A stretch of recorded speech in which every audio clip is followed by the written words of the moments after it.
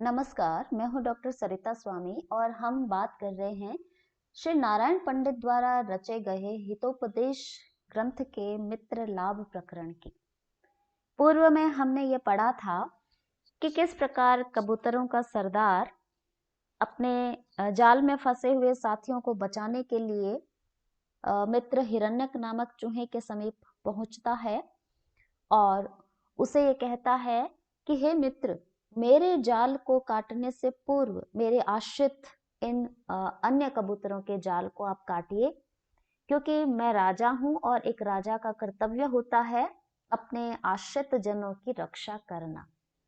उसी परिप्रेक्ष्य में आगे देखते हैं, अयम अपरश्च असाधारणो हेतु, और यह एक दूसरा असाधारण हेतु है। वह हिरण्यक चूहे से कह रहा है कि क्यों मेरे प्राणों की अपेक्षा दूसरे जो आश्रित जन हैं उनके प्राणों की रक्षा करने का जो कारण है उस कारण को बता रहे हैं। जाति द्रव्य बलानांच साम्यम एषां मया सह मत प्रभुत्वम फलम ब्रूहि कदा किम तद भविष्यति। कपोतराज कह रहा है कि मया सह मेरे साथ में एषाम इन कबूतरों का जाति द्रव्य बलानाम च साम्यम अस्ति, जाति द्रव्य और बल के अनुसार समानता है, साम्यम है। अर्थात मेरी भी कपोत जाति है, मैं भी कबूतर हूं और मेरे ये आश्रित है, ये भी कबूतर है। द्रव्य अर्थात धन अथवा जो उसके शारीरिक रूपरेखा है वो भी समान ही है। कबूतर है तो उनके भी पंख है और इनके भी पंख है, तो गुणों की दृष्टि से, द्रव्य की दृष्टि से भी, शरीर की दृष्टि से, बनावट की दृष्टि से भी समान है ये मेरे। बलानाम, यदि बल की दृष्टि से देखें तो अब भी जितनी क्षमता, जितना बल मेरे अंदर है उतना ही बल मेरे आश्रित कबूतरों में है। इसलिए इनसे मेरी पृथकता क्या है उसको कह रहे हैं, तत ब्रूहि, तो यह बतलाओ, मत प्रभुत्व फलम किम कदा भविष्यति, मत प्रभुत्व मेरे राजा होने का, इन पर प्रभुता स्थापित करने का, आधिपत्य का, फलम किम, फल क्या होगा, और कदा भविष्यति, और कब होगा। अर्थात मुझे इन्होंने अपना राजा माना है तो मैं इनका राजा हूं, इन पर मेरा आधिपत्य है, तो फिर मेरे राजा होने का और क्या फल होगा। यदि मैं अपने से पहले इनकी रक्षा न कर सका तो फिर इन पर मेरी प्रभुता का फल ही और क्या होगा।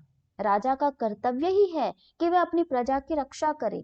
यदि अपने को बचाने के प्रयास में मैं इनकी रक्षा भी नहीं कर सका तो मेरा राजा होना कब और कैसे चरितार्थ होगा, मेरा राजा होना व्यर्थ है।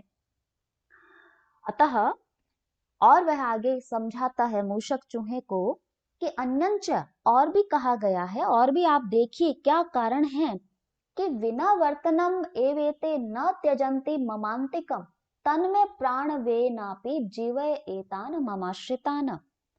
ये जो मेरे आश्रित है, एते यानी ये जो कबूतर है मेरे आश्रित, वर्तनम विना एव, किसी वेतन के बिना ही, मम अंतिकम न त्यजंती, मेरे समीपता को नहीं छोड़ रहे हैं।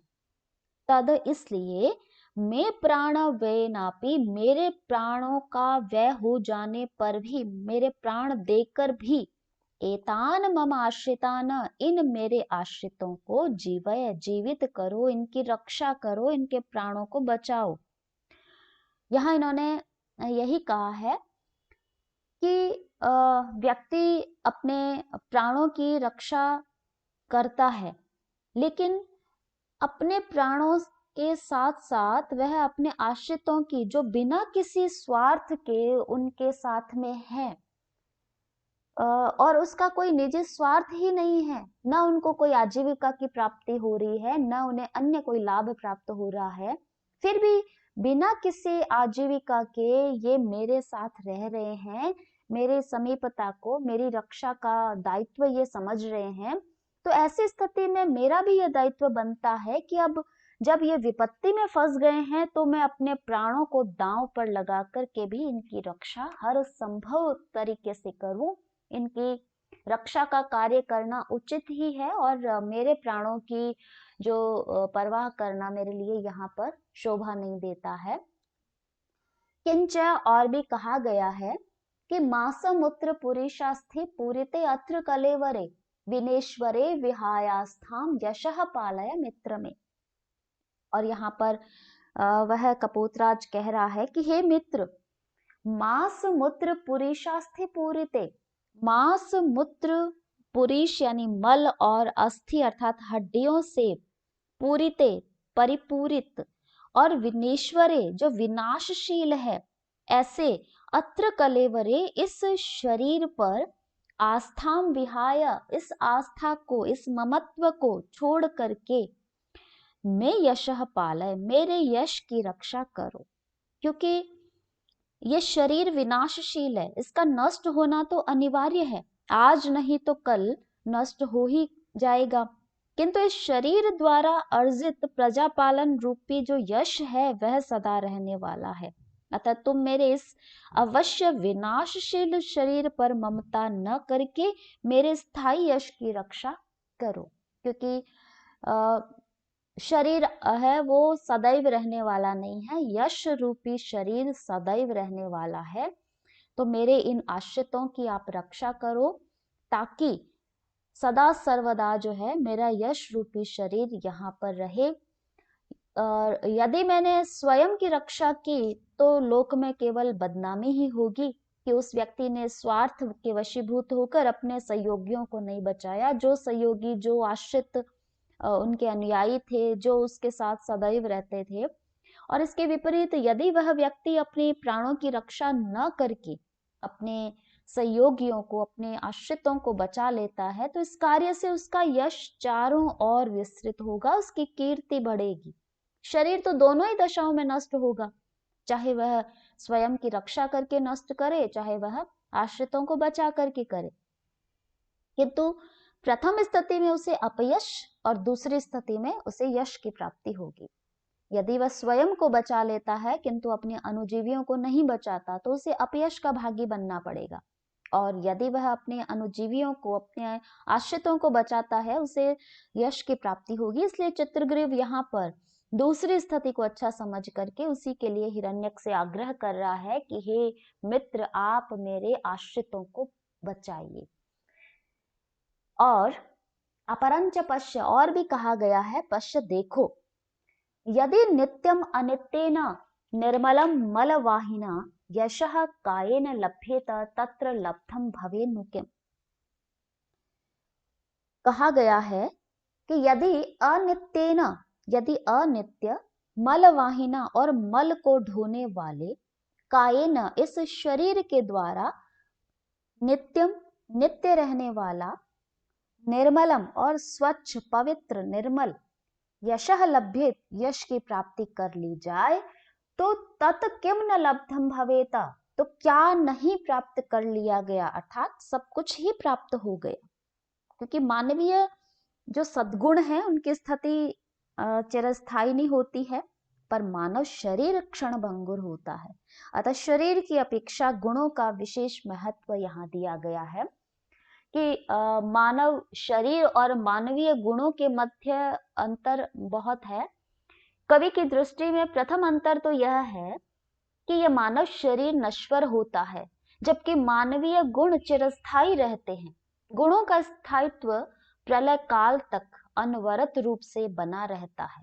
अतः कवि ने उन्हें कल्पांत स्थायी शब्द से सूचित किया है कि हमेशा रहने वाला है यह और सदा सर्वदा बना रहता है। तो व्यक्ति का यह दायित्व है कि शरीर तो दूषित है, लेकिन जो एक ऐसा यश जो निर्मल है, स्वच्छ है, पवित्र है, ऐसे यश की प्राप्ति करे। एक सामान्य रूप से भी कहते हैं कि यदि कोई एक सामान्य वस्तु से हमें विशेष वस्तु की प्राप्ति होती हो तो यह एक बहुत अच्छी बात है। तो यहाँ हिरण्यक भी चित्रग्रीव से यही कहता है कि मेरा शरीर तो गंदगी से परिपूर्ण है, फिर भी मृत्यु को प्राप्त हो सकता है यह, नित्य रहने वाला ही नहीं है। यदि इससे मुझे सदा सर्वदा रहने वाला और निर्मल यश प्राप्त हो जाए तो समझो कि मुझे सब कुछ मिल गया। तुम मेरे इस शरीर की चिंता नहीं करके मेरे आश्रितों के बंधन को पहले काटो। और यतः, क्योंकि कहा भी गया है कि शरीरस्य गुणानां च दूरम अत्यंतम अंतरम शरीरम क्षण विध्वंसी कल्पांत स्थायिनो गुणा। और यहाँ यह भी कहा गया है कि शरीर और गुणों के मध्य का जो अंतर है, अत्यंतम दूरम, बहुत ही दूरवर्ती है, बहुत अधिक अंतर है। क्या अंतर है? शरीरम क्षण विध्वंसी, शरीर तो क्षण भर में विनाश होने वाला है, लेकिन गुणः कल्पांत स्थायी ना, और गुण जो है वो महाप्रलय तक स्थायी रहने वाले होते हैं।